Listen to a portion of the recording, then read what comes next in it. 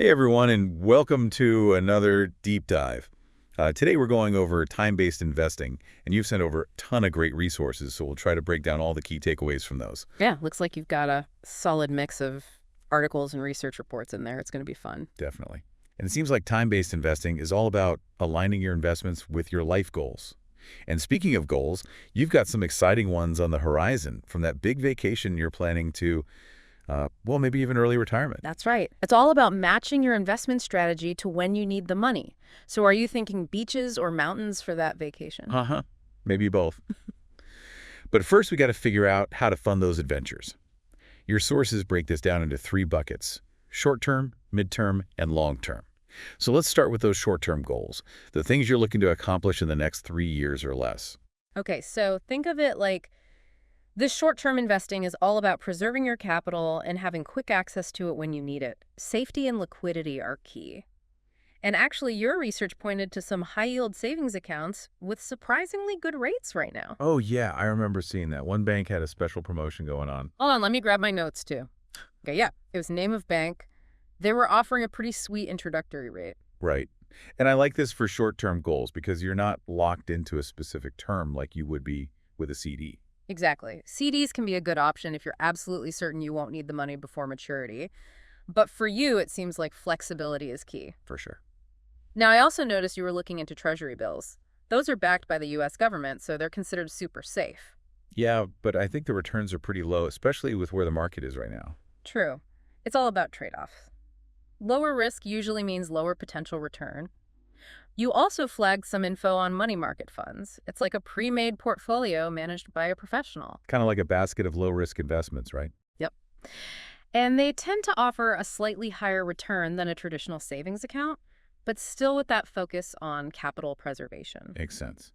Now, what about the short duration bonds? I think I saw some research on those too. Oh, yeah. Those can be interesting. They offer slightly higher returns than treasury bills, and you can find some with maturities as short as a year.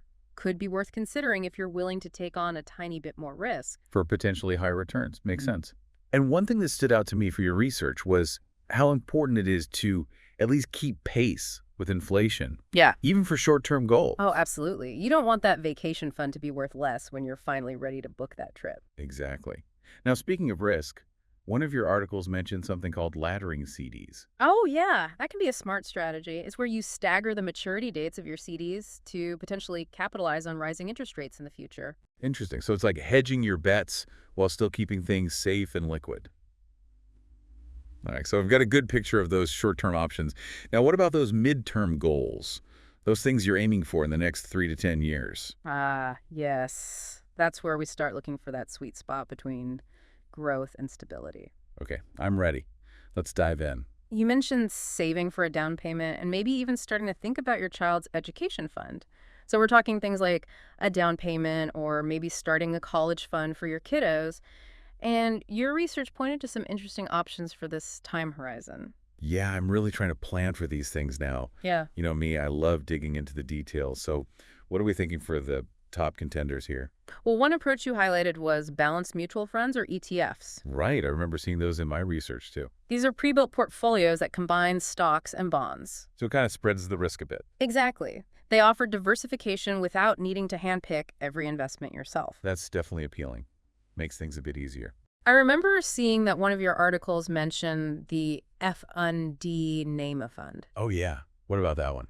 It had a good track record and seemed to align with your risk tolerance.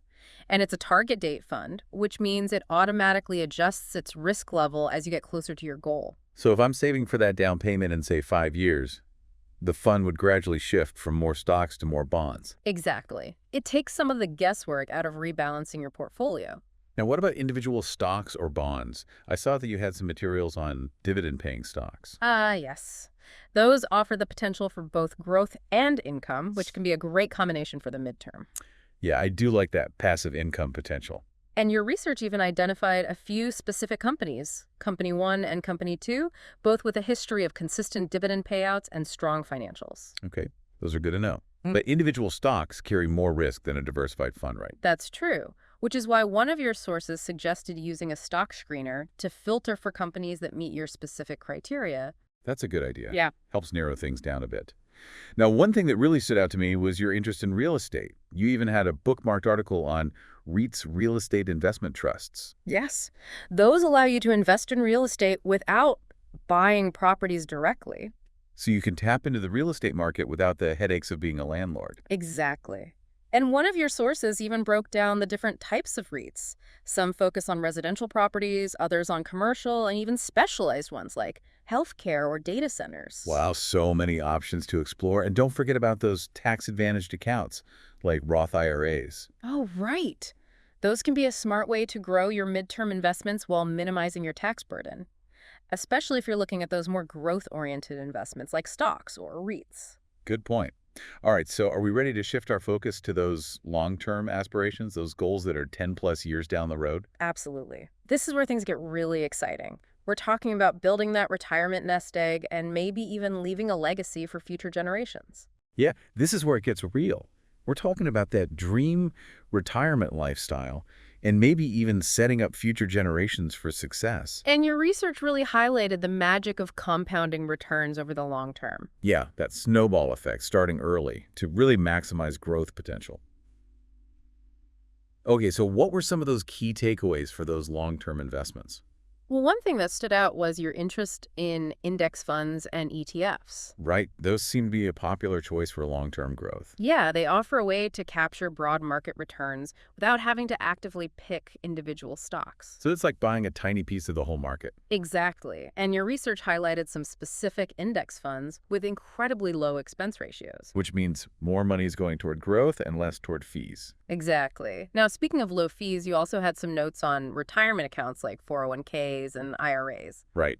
Those tax advantages can really make a difference over the long term. especially if your employer offers a matching contribution to your 401k. That's essentially free money. I did see that you were also considering individual stocks for the long haul. Yeah, you highlighted a few companies, Company 3 and Company 4, both with solid track records of innovation and growth. But picking individual stocks is a bit more hands-on than index funds, right? It is. It requires research and a willingness to ride out those market ups and downs. And diversification is key, right?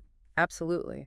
Your materials emphasize the importance of spreading your investments across different sectors and industries. Got it. And I got to say, I was really intrigued by that article you bookmarked on sustainable investing. Oh, yeah, investing in companies that align with your values. It's like building a portfolio that not only grows your wealth, but also reflects what you believe in. It's about aligning your financial goals with your overall life goals. And speaking of aligning goals, your research even mentioned real estate as a long-term investment. Yeah, that article about rental properties as a potential source of passive income and long-term appreciation caught my eye. It's definitely an option, but remember, real estate comes with its own set of responsibilities. Yeah, property management, tenant issues, market fluctuations. Yeah. It's not exactly passive. Right. Which is why it's crucial to weigh the potential rewards against the time commitment and risks involved. Okay. And what about commodities like gold and silver as a hedge against inflation? Those can be a part of a diversified portfolio. But remember, commodities can be volatile and their long-term returns haven't always been stellar. So it's about finding the right balance for your individual goals and risk tolerance. Exactly. And this isn't a one-time decision. It's about staying informed, staying flexible, and adapting your approach as you go. So it's a journey, not a destination. Well said. We've covered so much ground today, from those short-term goals like that amazing vacation to those long-term dreams like a comfortable retirement. It's been a great deep dive. I agree. Thanks for joining me and helping to break down all this info. To everyone listening, I hope you found this deep dive into time-based investing helpful. And remember, it's all about aligning your investments with your life goals and your time horizon. So start planning, start investing, and start building that brighter future.